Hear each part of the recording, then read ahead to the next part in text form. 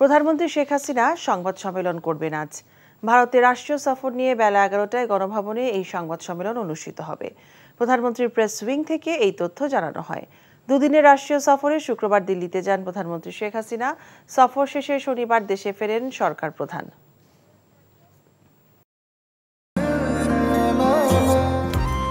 আমি মনে হয় তোমারে ভালোবাসি, মনে হয় না, আসলেই ভালোবাসি।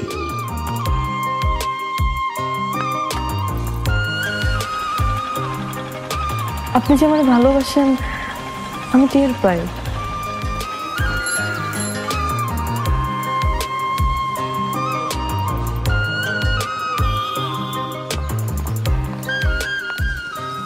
বুকের বাম পাশে যে ব্যথাটা হয়, ওই ব্যথাটার কাছে প্রশ্ন করে দেখো না, ভালোবাসো কিনা। ভাগ্যের চাকা লটারি লটারি লটারি।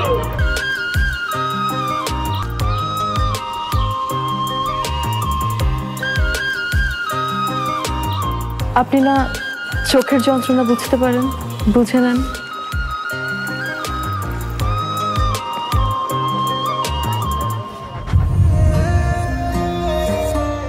এই তো পুরো জগৎ মিথ্যা বলতে পারে, মানুষের চোখ কিন্তু কখনো মিথ্যা বলে না।